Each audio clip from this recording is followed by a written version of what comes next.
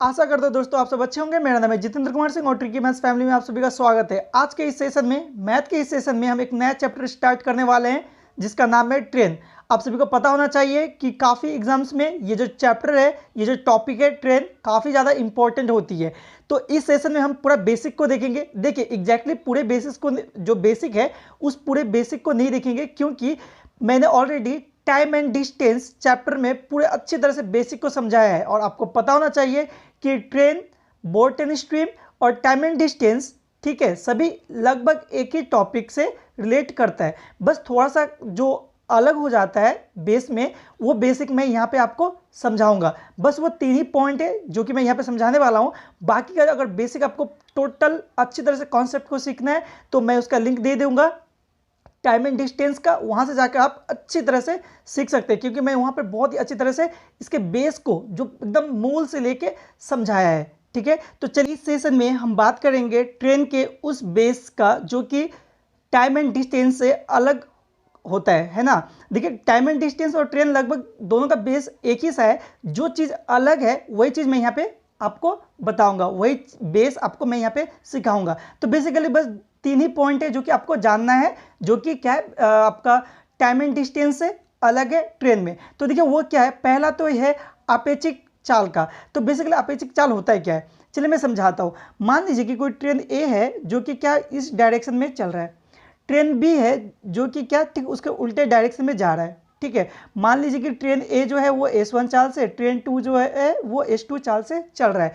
तो यहाँ पे अपेक्षिक चाल का कॉन्सेप्ट आ जाता है। जब भी दो ट्रेन एक दूसरे के ऑपोजिट में जाए, ठीक है, तो जो चाल होगा उसको हम बोलेंगे अपेक्षिक चाल। और इस अपेक्षिक चाल को निकालेंगे कैसे, तो हमेशा हम क्या करेंगे, दोनों को घटा के लिखेंगे। मतलब अपेक्षिक चाल बराबर हो जाएगा S1, ठीक है, माइनस S2। ठीक है, जहाँ पे क्या होगा, जहाँ याद रखिए S1 बड़ा होगा S2 से। ठीक है, समझ में आया। चलिए ये तो था कि ट्रेन दो क्या है, दोनों एक दूसरे के ऑपोजिट डायरेक्शन में चल रहा है। ऐसा भी तो हो सकता है कि ट्रेन क्या हो, दोनों एक ही दिशा में चले। मतलब मान लेते कि ट्रेन ए जो है वो इस दिशा में चल रहा है S1 चाल से, ट्रेन बी ठीक उसी दिशा में चल रहा है S2 चाल से। ठीक है, तो यहाँ पे अपेक्षिक चाल क्या हो जाएगा, तो बस जब भी दो ट्रेन एकदम क्या हो एक ही डायरेक्शन में चले तो वहाँ पे जो अपेक्षिक चाल हो जाएगा वो हो जाएगा S1 प्लस S2। मतलब दोनों के चाल को आपस में जोड़कर लिखेंगे। ठीक है, आई होप आपको समझ में आया। तो बस यही कॉन्सेप्ट था जो कि क्या है आपका टाइम एंड डिस्टेंस से इसको अलग करता है। इसमें और एक कॉन्सेप्ट है, ठीक है, चलिए मैं उसको भी बता देता हूँ, उसके बाद ये पूरा क्लियर हो जाएगा और आप क्वेश्चन करने के लिए रेडी होंगे। तो देखिए अगला जो कॉन्सेप्ट है जो सीखना है आपको वो क्या है, देखिए मैं यहाँ पे लिख दिया हूँ। यदि कोई रेलगाड़ी पटरी के बगल में किसी खंभे या पेड़ को पार करती है तो उसे अपनी लंबाई के बराबर दूरी तय करनी पड़ती है। बोलने का मतलब क्या है, देखिए मैं फिगर बना के यहाँ पे समझाता हूँ। जैसे आप मान लीजिए कि कोई इंसान यहाँ पे खड़ा है, पटरी वगैरह छोड़िए, ठीक है, कोई खंभा वगैरह छोड़िए, मान लीजिए कि कोई एक इंसान यहाँ पे क्या है खड़ा है और यहाँ पर ट्रेन ए जो है, ठीक है, उसका लंबाई मान लीजिए कि 10 मीटर है। मान के चलिए थोड़ी देर के लिए 10 मीटर ही है। ठीक है, थोड़ी देर के लिए मानिए कि 10 मीटर, जो कि हो नहीं सकता है ना, मैंने बहुत काफ़ी छोटा ले लिया है। चलिए मैं और एक जीरो दे देता हूँ, फिर भी छोटा ही है, 100 मीटर फिर भी छोटा ही है। ठीक है, तो मान लेते हैं कि कोई ट्रेन है जो कि 100 मीटर का है। ठीक है, 100 मीटर का है और वो क्या करता है, इस इंसान को पार करता है। ठीक है, तो बताइए कि वो जो ट्रेन है वो कितना दूरी तय करता है। तो हमेशा याद रखिए इस सिचुएशन में जो ट्रेन है वो कितना दूरी तय करेगा, उसके लंबाई के बराबर ही वो दूरी तय करेगा। मतलब ए जो है वो 100 मीटर दूरी ही क्या करेगा, तय करेगा। बस यही था आपका ट्रेन का कॉन्सेप्ट, ठीक है, जो कि आपका टाइम एंड डिस्टेंस से अलग करता है। लेकिन देखिए ट्रेन में इतना ही कॉन्सेप्ट नहीं है, टाइम एंड डिस्टेंस का जो कॉन्सेप्ट है, बेसिक कॉन्सेप्ट, उसको भी आपको जानना पड़ेगा इसके क्वेश्चन को करने के लिए। इसीलिए मैं फिर से आपसे रिक्वेस्ट करूंगा कि आप क्या कीजिए, लिंक मैंने डिस्क्रिप्शन में दे दिया है, डिस्क्रिप्शन में जाइए और वहाँ से जाके पहले उस बेसिक को अच्छी तरह से देखिए, फिर यहाँ पे इस वीडियो को देखिए ताकि आपका जो ये टॉपिक है अच्छी तरह से क्लियर हो पाए। ठीक है, चलिए आई होप आपको समझ में आया होगा। चलिए अब डायरेक्ट हम क्वेश्चंस लगाना स्टार्ट करते हैं, देखते हैं कि हमारा पहला नंबर क्वेश्चन क्या है। पहला नंबर क्वेश्चन है, एक 180 मीटर लंबी रेलगाड़ी एक निश्चित चाल से चलते हुए एक सिग्नल खंबे को 9 सेकंड में पार कर जाती है, तो रेलगाड़ी की चाल क्या होगी आपसे पूछा है। तो बेसिकली यहाँ पे पूछा क्या आपसे, स्पीड पूछा है ना, क्या पूछा आपसे, स्पीड पूछा है। तो स्पीड बराबर होता है क्या है, तो देखिए मैंने आपको पहले ही बताया कि अगर इस चैप्टर को आप देख रहे हो तो सबसे पहले आप टाइम एंड डिस्टेंस के बेसिक को देखिए, क्योंकि उसी के साथ ये चैप्टर भी अच्छी तरह से रिलेट करता है। उसका बेस और इसका बेस क्या है, दोनों सेम है। तो वहां पर मैंने बताया था स्पीड इक्वल टू क्या हो जाएगा, डिस्टेंस बाय टाइम। ठीक है, देखिए बेसिकली मैंने एक रिलेशन बताया था, उसी रिलेशन से मैंने बताया था कि कैसे आप स्पीड, डिस्टेंस और टाइम तीनों निकाल सकते हैं। वहां पे मैंने एक रिलेशन बताया था कि डिस्टेंस मतलब दूरी बराबर हो जाएगा स्पीड इनटू टाइम। इस रिलेशन को मैंने आपको समझाया था। इसी रिलेशन से आप स्पीड भी निकाल सकते हैं, टाइम भी निकाल सकते हैं और डिस्टेंस तो निकाला ही जा सकता है। ठीक है, तो सबसे पहले मैं फिर से रिक्वेस्ट करूंगा आप उसको देखिए, उस पार्ट को देखिए, टाइम एंड डिस्टेंस का जो बेसिक है पार्ट 1 है, मैं उसका लिंक डिस्क्रिप्शन में दे दिया हूं, वहां से जाकर देखिए, फिर आपको ये समझ में आएगा। तो देखिए इस क्वेश्चन में क्या है कि रेलगाड़ी की चाल आपसे पूछा है, स्पीड आपसे पूछा है, तो स्पीड इक्वल टू क्या हो जाता है, डिस्टेंस बाय टाइम। ठीक है, तो अब देखिए इस क्वेश्चन में डिस्टेंस कितना दिया हुआ है, तो देखिए डिस्टेंस आपको दिखेगा 180 मीटर है ना, डिस्टेंस कितना 180 मीटर। तो डिस्टेंस की जगह पे लिख लीजिए 180, ठीक है, बट्टा में टाइम कितना है, देखिए कितने समय में जाता है, 9 सेकंड में, तो 9 लिख लीजिए नीचे। बस इसको सॉल्व कीजिए, 9 से कटेगा ये 18 दो बार में, और ये 0 मतलब हो गया 20, 9 से 180 20 बार में कट जाएगा, इसका मतलब हो गया 20 जो मीटर पर सेकेंड होगा, यही होगा उस रेलगाड़ी की चाल। आई होप आपको समझ में आया होगा, बहुत ही बेसिक सा क्वेश्चन है ये, लगभग ना के बराबर इस तरह के क्वेश्चन पूछता है। ठीक है, लेकिन बहुत से ग्रुप डी लेवल के एग्जाम्स में इस तरह के क्वेश्चन कभी कभी पूछे भी जाते हैं। ठीक है, चलिए अगला क्वेश्चन देखते हैं और देखते हैं अगला क्वेश्चन हमारा क्या है। तो देखिए अगला क्वेश्चन है, एक रेलगाड़ी जो 180 किलोमीटर प्रति घंटा की रफ्तार से दौड़ रही है, एक खंबे को 1 मिनट में पार कर लेती है, रेलगाड़ी की लंबाई क्या है।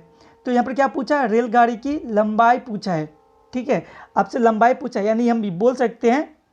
अच्छा, सबसे पहले मैं एक चीज़ क्लियर कर देता हूँ, मैंने आपको लास्ट पॉइंट बताया था जब मैं इसका बेस करवा रहा था, उसी समय मैंने बताया था कि यदि कोई रेलगाड़ी, ठीक है, पटरी के बगल में खड़ी किसी इंसान, खंभा, पेड़ या किसी को पार करता हो, तो वो ट्रेन अपने लंबाई के बराबर ही दूरी तय करेगी।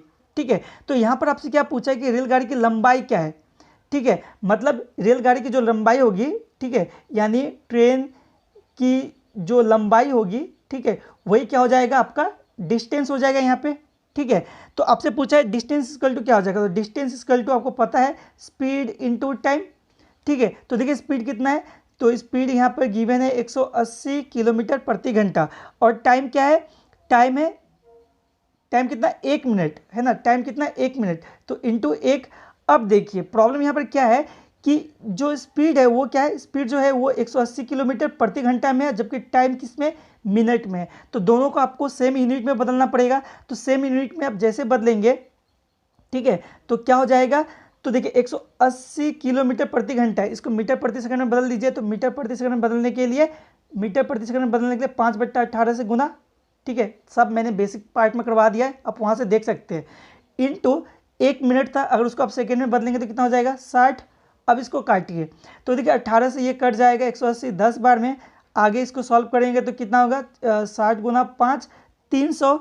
ठीक है, 300, और अच्छा ये सॉरी ये कितने बार में कट जाएगा, तो ठीक ही है, यहाँ पे 10 गुना 5 करेंगे तो आपका कितना हो जाएगा 50, और इधर कितना 60 है ना। तो अब इसको सॉल्व कीजिए तो कितना हो जाएगा 5 × 30, मतलब हो जाएगा आपका 3000, कितना हो जाएगा 3000। क्या आपसे क्या पूछा, लंबाई, तो 3000 मीटर जो हो जाएगा वो आपका राइट आंसर हो जाएगा। ठीक है, आई होप आपको समझ में आया होगा। चलिए अगला क्वेश्चन देखते हैं। तो देखिए अगला क्वेश्चन हमारा क्या है, अगला क्वेश्चन है, एक 750 मीटर लंबी रेलगाड़ी 54 किलोमीटर प्रति घंटा की चाल से पटरी के बगल में खड़े एक आदमी को कितने समय में पार कर जाती है। तो देखिए यहाँ पर टाइम आपसे पूछा है, तो टाइम इक्वल टू क्या होता है, टाइम इक्वल टू होता है डिस्टेंस बाय स्पीड, सब मैंने करवा के रखा है। ठीक है, आप उसको देखिए, फिर ये जो टॉपिक है ट्रेन, इस पार्ट को देखिए तो ये आपको समझ में आएगा। तो देखिए आपसे यहाँ पे टाइम पूछा है, बोला है कि 750 मीटर लंबी रेलगाड़ी 54 किलोमीटर प्रति घंटे की चाल से पटरी के बगल में खड़े एक आदमी को कितने समय में पार कर जाएगी, टाइम आपसे पूछा है। तो देखिए टाइम इक्वल टू क्या हो जाएगा, टाइम इक्वल टू मैंने यहाँ पे लिख दिया डिस्टेंस बाय स्पीड। तो यहाँ पे डिस्टेंस कितना है, तो डिस्टेंस क्या होगा, वो जो ट्रेन का लंबाई है वही डिस्टेंस होगा। तो डिस्टेंस इक्वल टू आपका दिया हुआ है 750, ठीक है। ट्रेन का लंबाई क्यों होगा, मैंने आपको बेसिक में बताया है। तो डिस्टेंस हो गया 750 और स्पीड कितना हो गया, तो देखिए स्पीड है 54 किलोमीटर प्रति घंटा, ठीक है। अब देखिए जो डिस्टेंस है वो किस में, मीटर में है, जबकि जो स्पीड है वो किलोमीटर प्रति घंटा में है। तो आपको इस स्पीड को भी किस में बदलना पड़ेगा, मीटर प्रति सेकंड में। तो 54 को हम मीटर प्रति सेकंड में बदलने के लिए गुना करेंगे 5/18 से।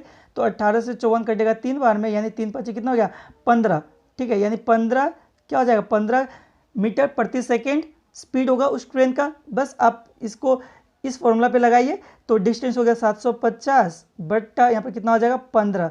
15 से 750 को काटेंगे तो कितने बार में, ये कट जाएगा 50 बार में टोटल, यानी 50 सेकेंड जो होगा राइट आंसर होगा। मतलब होगा 50 सेकेंड में क्या हो जाएगा, वो उसको उस खंबे को पार कर जाएगा। आई होप आपको समझ में आया होगा। चलिए अगला क्वेश्चन आपके लिए, आपको सॉल्व करना है, बताना है इसका एग्जैक्ट आंसर क्या आएगा। तो क्वेश्चन है 72 किलोमीटर प्रति घंटा की एक समान चाल से चलती हुई एक ट्रेन एक सिग्नल पोस्ट को 6 सेकंड में पार कर जाती है। तो ट्रेन की लंबाई क्या होगी आपको बताना है, ठीक है। आई होप आप सभी इसका आंसर दे पाएंगे। देखिए अभी मैंने इसी टाइप के क्वेश्चन आपको 3 क्वेश्चंस बताए यहाँ पे, ठीक है, उसी फॉर्मूला पे, उसी रिलेशन पे, जो कि distance equal to speed into time होता है, ठीक है। ये बेस रिलेशन है, इसी से आप क्या निकाल सकते हैं, स्पीड मैंने बताया आपको, ठीक है, टाइम निकाल सकते हैं, ठीक है। इसी बेस रिलेशन से आप इस तरह के क्वेश्चन को भी कर सकते हैं। अब हम क्या करते हैं, थोड़ा सा लेवल को हाई करते हैं, ठीक है, और देखते हैं कि अगला क्वेश्चन हमारा क्या है। अगला टाइप का जो हमारा पहला क्वेश्चन है वो है 54 किलोमीटर प्रति घंटा की चाल से चल रही एक ट्रेन को 250 मीटर लंबे प्लेटफॉर्म को पार करने में 30 सेकंड का समय लगता है। तो ट्रेन की लंबाई क्या होगी आपको बताना है, ठीक है। ट्रेन की लंबाई आपको बताना है। तो सबसे पहले तो ये देखिए कि जो भी रिलेशन है बेसिकली तुम सॉल्व करेंगे रिलेशंस पे ही, ठीक है। इस तरह के क्वेश्चन को रिलेशन पे ही सॉल्व करना सबसे बेस्ट होता है, ठीक है। इससे क्या होगा, आपका बेसिक स्ट्रॉन्ग होगा, ठीक है। कभी भी इसको ट्रिक में सॉल्व मत कीजिए। तो देखिए हमको क्या पूछा है, ट्रेन की लंबाई पूछा है यहाँ पे। तो बेसिकली हम क्या बोल सकते हैं कि एक तरह से आपसे डिस्टेंस ही पूछा है। तो डिस्टेंस इक्वल टू क्या हो जाएगा, स्पीड इनटू टाइम। इसी रिलेशन पे इस क्वेश्चन का सॉल्यूशन भी आपको मिलने वाला है। तो एग्जैक्टली डिस्टेंस क्या होगा, तो डिस्टेंस होगा जो ट्रेन होगा, वो ट्रेन क्या करेगा, अपना ट्रेन जो होगा वो अपने लंबाई, ठीक है, अपना जो लंबाई होगा उसको पार करेगा, साथ ही साथ प्लस वो जो क्या है, जो आपके प्लेटफॉर्म का बात किया ना यहाँ पे, तो जो बाकी का जो प्लेटफॉर्म है, ठीक है, अपना लंबाई को तो पार करेगा ही, साथ में जो प्लेटफॉर्म का लंबाई है जो कि 250 मीटर है उसको भी पार करेगा, वही डिस्टेंस के बराबर हो जाएगा, ठीक है। तो इसका मतलब हम डिस्टेंस इक्वल टू क्या लेंगे यहाँ पे, डिस्टेंस इक्वल टू बोलेंगे कि जो ट्रेन का लंबाई है, ट्रेन का जो लंबाई, चलिए मैं इसको एल से लिखता हूँ, प्लस साथ ही साथ जो प्लेटफॉर्म का 250 मीटर लंबाई है वो मिलकर ही क्या बनेगा, आपका डिस्टेंस बनेगा। क्योंकि ट्रेन जो है अपना लंबाई को तो पार करेगा, साथ ही साथ उस प्लेटफॉर्म जो कि 250 मीटर है उसको भी पार करेगा, ठीक है। डिस्टेंस आपको समझ में आया। अब स्पीड जो कि आपको गिवन है कितना, 54 किलोमीटर प्रति घंटा, ठीक है। और साथ ही साथ आपका टाइम भी गिवन है, जो कि क्या है, टाइम है आपका यहाँ पे कितना 30 सेकेंड। तो यहाँ पर एक चीज़ देखने वाला बात यह है कि देखिए आपका जो डिस्टेंस है वो मीटर में है, ठीक है, और जो टाइम है वो सेकंड में है, लेकिन जो स्पीड है ना वो कितना है 54 किलोमीटर प्रति घंटा। तो आपको क्या करना है, इसको भी मीटर प्रति सेकंड में बदल दीजिए।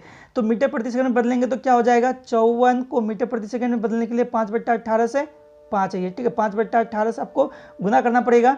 तो 18 से कटेगा ये 3 बार में, और 3 × 5 = 15, यानी हो गया 15 मीटर पर सेकेंड, ठीक है। 15 मीटर पर सेकंड क्या हो जाएगा, स्पीड हो जाएगा। बस अब इस फॉर्मूला पे रख दीजिए, आपका आंसर आ गया। तो डिस्टेंस कितना मिला आपको, डिस्टेंस L प्लस कितना 250, ठीक है, बराबर में स्पीड कितना, स्पीड है आपका 15 मीटर पर सेकंड, गुना टाइम कितना है 30 सेकंड, ठीक है। बस आगे सॉल्व कीजिए तो आपका कितना आ जाएगा, यहाँ पे आ जाएगा, पहले इसको गुना कर लीजिए, 15 × 3 = 45, 450, ये जो 550 इधर आएगा तो 450 से घटेगा, तो L बराबर आ जाएगा कितना, L बराबर आपका आ जाएगा, घटा लीजिए तो हो जाएगा 200, ठीक है, यानी 200 मीटर जो हो जाएगा वो आपका राइट आंसर हो जाएगा। आई होप आपको समझ में आया होगा, ठीक है, आपको समझ में आया होगा। ये जो 200 मीटर होगा ये होगा आपका राइट आंसर, ठीक है, देखिए तो कितनी आसानी से मैंने इस रिलेशन से आपको इस तरह के क्वेश्चन को भी कर दिया। और ये मैं बता दूं कि ये जो क्वेश्चन है ये रेलवे का बहुत बार रिपीट हुआ क्वेश्चन है। ठीक है, चलिए आगे बढ़ते हैं और अगला क्वेश्चन देखते हैं। अगला क्वेश्चन है 125 मीटर लंबी रेलगाड़ी 60 किलोमीटर प्रति घंटा की चाल से चलकर एक पुल को 30 सेकंड में पार कर जाती है, तो पुल की लंबाई कितनी है? एसएससी 2006 का क्वेश्चन है ये। ठीक है, तो बस वैसे ही देखिए आपसे क्या पूछा है, आपसे पूछा पुल की लंबाई, उसमें क्या पूछा था आपसे ट्रेन का लंबाई, इसमें क्या पूछा पुल का लंबाई। सेम करना है, जैसे मैंने बताया आपको पीछे वाला क्वेश्चन वैसे सेम टू सेम इसको भी सॉल्व करना है उसी रिलेशन से, distance equal to speed into time के रिलेशन से। चलिए मैं आपके ऊपर छोड़ता हूँ, आपको बताना है इसका एग्जैक्टली आंसर क्या आने वाला है। ठीक है, चलिए आगे बढ़ते हैं, अगला टाइप का क्वेश्चन देखते हैं। अगला क्वेश्चन है 500 मीटर लंबी एक रेलगाड़ी 25 मीटर लंबे पुल को 30 सेकंड में पार कर जाती है। ठीक है, तो रेलगाड़ी की गति क्या होगी? देखिए यहाँ पे क्या पूछा आपसे, स्पीड पूछा। ठीक है, स्पीड, तो स्पीड इक्वल टू क्या हो जाता है, डिस्टेंस बाय टाइम। स्पीड का रिलेशन तो ये होता है, speed equal to distance by time.